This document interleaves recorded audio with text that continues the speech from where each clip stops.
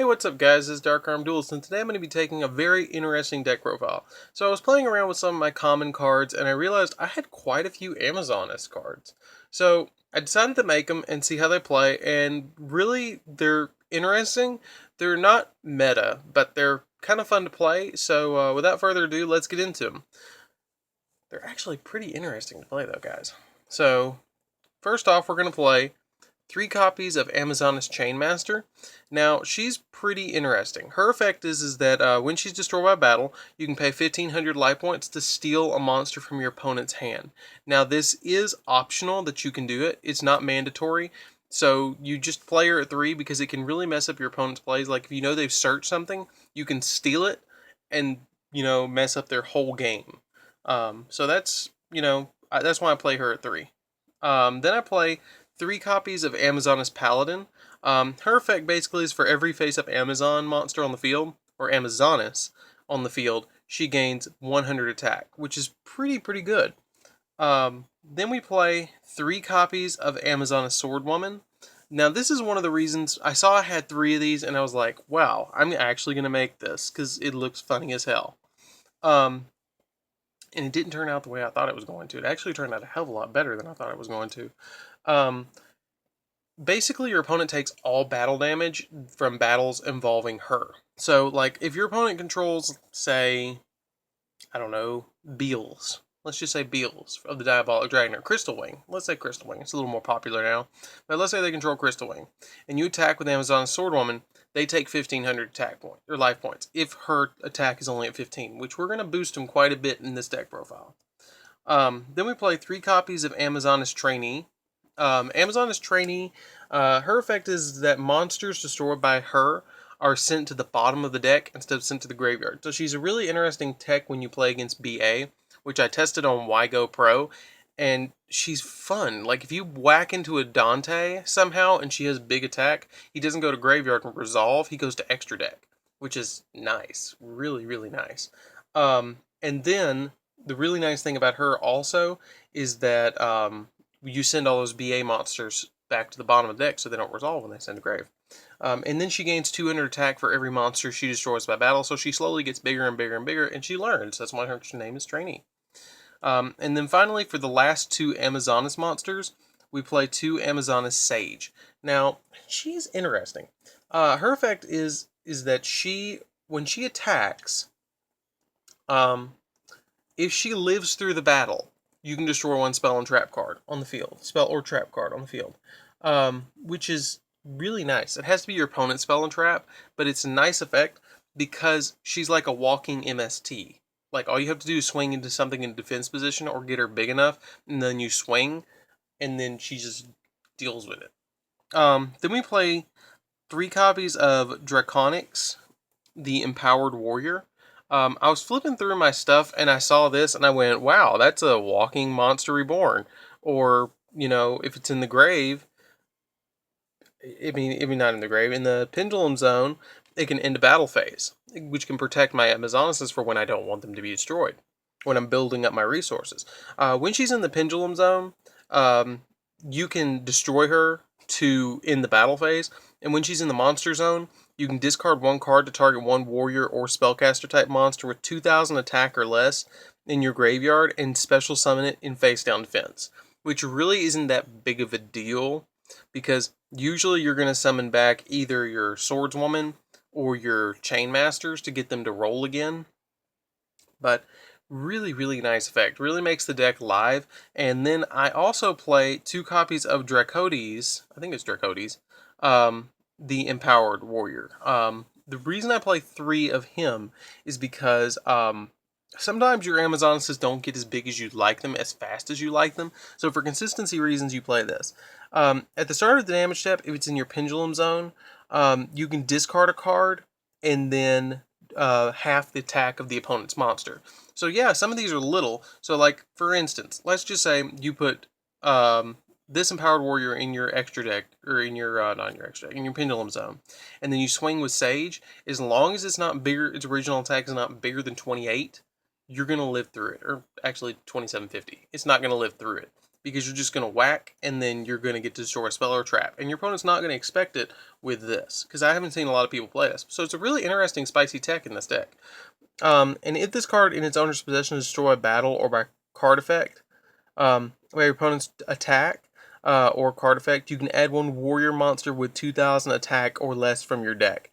So during your end phase. So it's kind of like a Scarm as well, and it searches any of these. Any of these are searchable by that effect, which is wicked awesome. And that's it for the monsters, but let's get into the spells. Now the spells is where this deck really livens up. Now the monsters, they don't really get very big on their own, but with some of the spells, we're going to make them huge. I've made them up to 5,000 attack before, Paladin up to 5,000 attack, and I'll show you that really quick before we get over with this. So first off, we're going to play one copy of Reinforcements of the Army, because everything we're playing is Warriors. One copy of Raigeki, because it board wipes, and it allows you to OTK your opponent if you can get the right cards.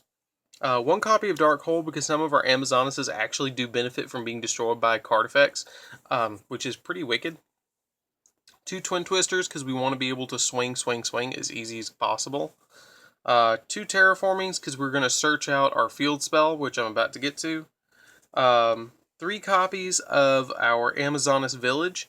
Amazoness's Village, or Amazoness Village, makes all your Amazons gain 200 attack.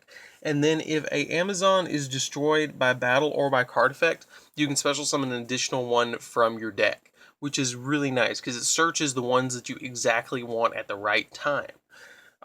Really, Amazons just need a couple more support cards, and they would be not meta, but they would be contending. They would contend. I'm not saying they'd be great, but they would contend. Now, they're fun now, don't get me wrong, but they could contend with just maybe 1 or 2 more cards. The field spell's there, the monsters are there, the engine's kind of there, and with the empowered warriors, the deck is playable. And then now for my little spicy tech. I want you guys to comment down below what you think these 3 cards are. I know I do this a lot in videos now, but it's kind of gotten popular. So comment down below what you think these 3 cards are, and I reveal them in like 3 seconds. So here we go. 3, 2, 1. Here we go. Okay, so it's Solidarity. With Solidarity, it makes all your Amazonuses go up by 800 attack if you only have warriors in your graveyard, which works because everything you play in the deck besides in your extra deck is warriors. So just by playing this, all of them go up. And just think, with your lowest one being at 1400, it goes all the way up to 2200 just by normal summoning it. So with the way this deck flows, if you have an Amazoness Village and a Solidarity, they all go up by 1,000. So Paladin comes out when you normal summon it at, let me think, 28. It comes out at 28, which is huge. I mean, it's not huge, but that's pretty big for just normal summoning a monster.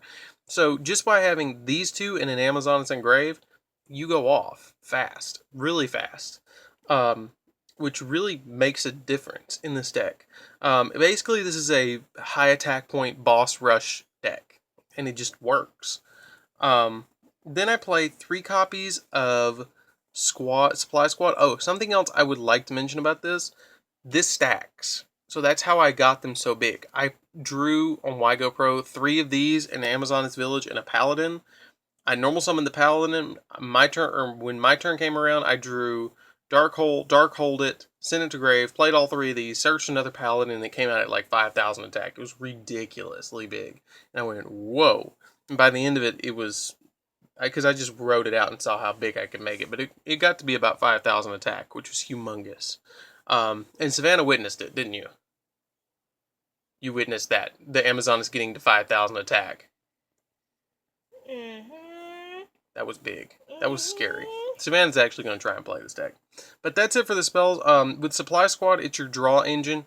Because with Supply Squad, if your Amazoness gets destroyed for some reason and you have Village and Squad on field, you can special summon a monster and draw a card. Which is really, really, really good, actually. Because it just keeps rolling and rolling and rolling. So as long as your opponent doesn't like Twin Twister, and you got to think, a lot of decks are only going to play 2 Twin Twisters.